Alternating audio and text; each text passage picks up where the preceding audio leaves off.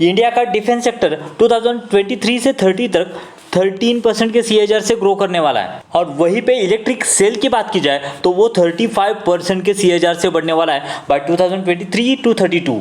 और renewable sector की बात की जाए तो गवर्नमेंट ने टारगेट रखा है बाय 2030 तक 500 गीगावाट, जो कि एग्जिस्टिंग 160 गीगावाट है, यानी अराउंड 3 टाइम्स की ग्रोथ यहाँ पे इस इंडस्ट्री में है। यानी दोस्तों डिफेंस, रिन्यूएबल एनर्जी और इलेक्ट्रिक व्हीकल अगर तीनों को मिला के देखें तो बहुत ही बड़ा फ्यूचर आने वाले कुछ सालों में हमें इन सभी सेक्टर में से दिखता है। लेकिन दोस्तों इन तीनों सेक्टर को मिला के एक ही स्टॉक हमारे पोर्टफोलियो में हो तो सोचिए वो स्टॉक, वो कंपनी कितनी बड़ी ग्रो कर सकती है। नमस्ते दोस्तों, मैं संदीप पाटी स्वागत करता हूँ आपका मल्टीबैगर कम्युनिटी में। आज के वीडियो में देखेंगे डिफेंस, इलेक्ट्रिक व्हीकल और यहाँ पे रिन्यूएबल एनर्जी में काम करती हुई एक बहुत बढ़िया कंपनी नाइव्स लिमिटेड के बारे में, जो कि भी एक स्मॉल कैप है। और मुझे लग रहा है कि ये 7 रीजन है, 7 कारण है जिसके वजह से ये कंपनी फ्यूचर में बहुत बड़ी ग्रो कर सकती है। और उसमें से 2 जो है बहुत ही इंपॉर्टेंट है, इस बीच में मैं आपको बताऊंगा। जुड़े रहिए हमारे साथ अंत तक। जैसे कि हम हमेशा कहते हैं, लर्निंग है तो अर्निंग है। चलिए कुछ नया सीखते हैं। दोस्तों पहला जिससे वजह से ये कंपनी ग्रो कर सकती है वो है उसका बिजनेस मॉडल। चलिए देखते हैं उसके बिजनेस मॉडल और कौन कौन से प्रोडक्ट ये कंपनी यहाँ पे सप्लाई करती है। दोस्तों इनके जो 3 बिजनेसेस है, उसमें पहला बिजनेस है उनका डिफेंस एंड एरोस्पेस। उसमें हम देख सकते हैं इंफ्रास्ट्रक्चर और फैसिलिटीज प्रोवाइड करने का काम करती है, प्रोडक्ट एंड सर्विसेज प्रोवाइड करने का काम करती है। उसके साथ साथ डिफेंस के लिए या फिर एरोस्पेस के लिए जो इलेक्ट्रॉनिक इक्विपमेंट लगता है, इलेक्ट्रॉनिक डिवीजन लगता है, वो सभी प्रोवाइड करने का काम ये कंपनी कर रही है। अगर कंपनी के मैन्युफैक्चरिंग एंड फैसिलिटीज की बात की जाए तो यहाँ पे देख सकते हैं ये करती है असेंबली एंड सेमी असेंबलीज करती है, mobile weapon launchers programme such as BrahMos missile and Pinaka rocket launcher, यानी रॉकेट लॉन्चर के लिए जो भी इलेक्ट्रॉनिक इक्विपमेंट लगते हैं वो प्रोवाइड करने का काम यहाँ पे करती हुई दिख रही है। उसके साथ साथ स्ट्रक्चरल इंजीनियरिंग सिस्टम और यहाँ पे electrical and electronic box assemblies, ऐसे काम जो है यहाँ पे कंपनी करते हुए हमें दिख रही है। ये तो हो गई पहली चीज। दोस्तों अगर इलेक्ट्रिक व्हीकल की बात की जाए तो नाइव ई मोटर करके इनका एक वर्टिकल है। यहाँ पे हम देख सकते हैं इलेक्ट्रिक व्हीकल पोर्टफोलियो, और यहाँ पे उनके बैटरीज और मोटर का भी यहाँ पे पोर्टफोलियो में यहाँ पे हमें देखने को मिलेगा। अगर प्रोडक्ट की बात की जाए तो प्रोडक्ट देखिए ऐसे ई साइकिल बनाने का काम ये नाइव जो है यहाँ पे करती हुई दिख रही है। उसके साथ साथ इतना ही नहीं, यहाँ पे इंडियन नेवी के लिए हम देख सकते हैं यहाँ पे ऐसे जो है वो एटोज वगैरह बनाने का काम भी यहाँ पे कंपनी करते हुए दिख रही है। और ये जो बहुत सारे प्रोडक्ट पोर्टफोलियो हमें यहाँ पे ईवी यानी इलेक्ट्रिक व्हीकल में देखने को मिलेंगे। उसके बाद में दोस्तों कोई भी कंपनी ग्रो होने के लिए उसका R&D कितना इंपॉर्टेंट है, और इसी से पता चलता है दोस्तों। ये है उनका रिन्यूएबल सेक्टर से रिलेटेड एक प्रोजेक्ट। ये तीसरा सेगमेंट यहाँ पे हाइब्रिड PCU करके हमें यहाँ पे दिख रहा है, जो भी रिन्यूएबल सेक्टर से यहाँ पे जो भी बिजली जो है वहाँ पे आती है वो PCU में यहाँ पे स्टोरेज करने का काम यहाँ पे ये PCU करता है। और ये डेवलप किया है नाइव ने, यहाँ पे देख सकते हैं। और बैटरी सेविंग यानी energy saving up to the 50 to 60% यहाँ पे एनर्जी सेविंग करने का काम यहाँ पे कंपनी यहाँ पे उनके प्रोडक्ट जो है यहाँ पे करते हुए दिख रहे हैं। और उसके बाद में दोस्तों यहाँ पे देख सकते हैं लिथियम बैटरी, ग्राफाइट बैटरी, ऐसे जो इलेक्ट्रिक व्हीकल के लिए जो बैटरीज का कंजम्पशन लगने वाला है, इलेक्ट्रिक व्हीकल के लिए जो रिक्वायरमेंट है वो भी फुलफिल करने के लिए ये कंपनी तैयार है। दोस्तों ये 3 ही वर्टिकल के वजह से बहुत यहाँ पे इस कंपनी में आग लगी हुई है। इसके फंडामेंटल्स के बारे में जानेंगे हम आगे। दोस्तों क्यों ये कंपनी ग्रो कर सकती है, उसके पीछे का रीजन जितना ही उसका बिजनेस मॉडल है उतना ही उसका इफिशियंसी और उसी तरह से कंपनी काम कर रही है, और वही रिफ्लेक्ट हो रहा है उनके प्रॉफिट एंड लॉस में। हम यहाँ पे देख सकते हैं दोस्तों पिछले कुछ सालों से कैसे कंपनी का सेल्स बढ़ा है, जो कि 1 करोड़ था, बढ़ते हुए लास्ट ईयर तक 279 करोड़ तक यहाँ पे कंपनी का सेल्स गया, रेवेन्यू गया।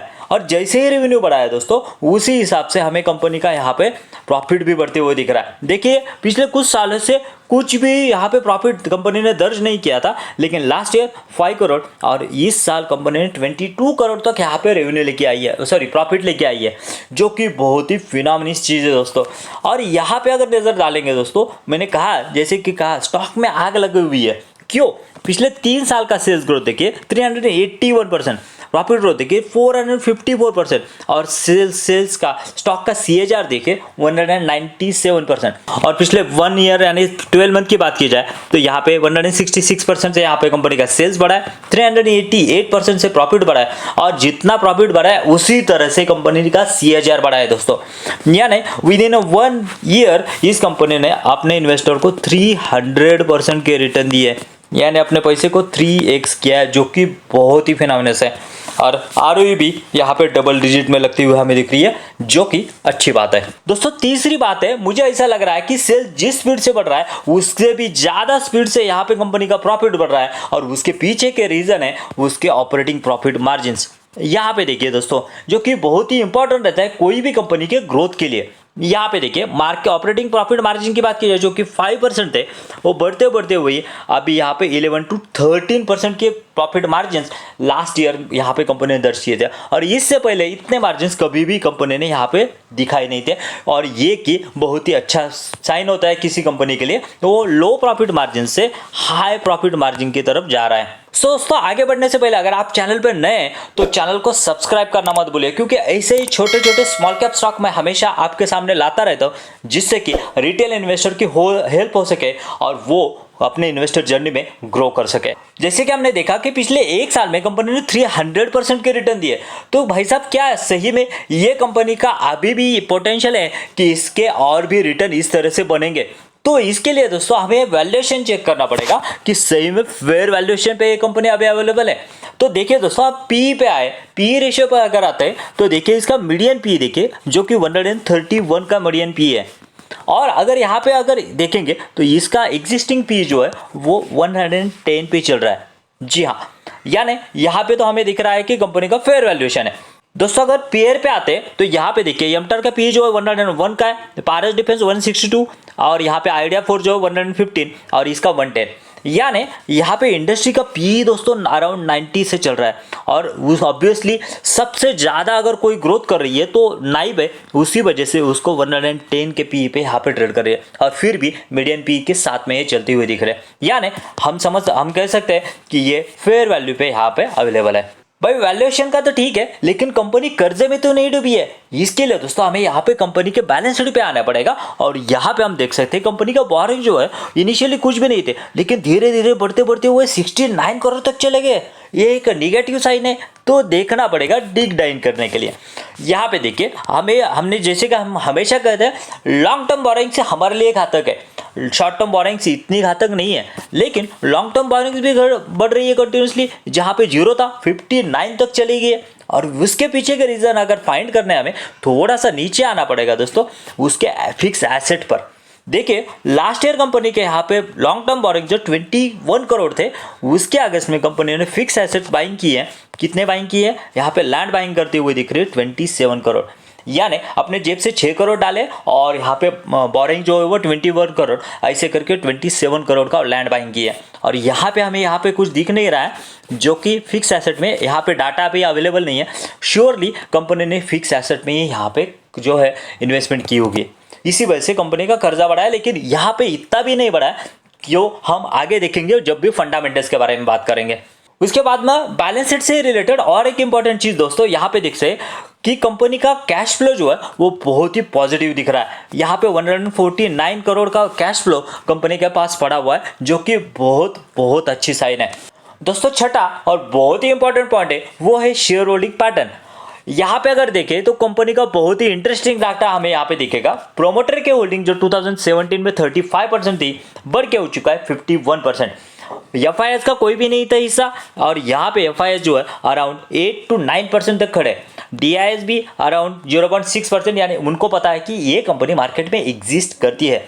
और सबसे ज़्यादा शेयर जो इसके पास था ना वो है पब्लिक, और पब्लिक का हिस्सा देखेंगे दोस्तों धीरे धीरे धीरे धीरे कम होते हुए अराउंड 40% तक पब्लिक यहाँ पे बची हुई है।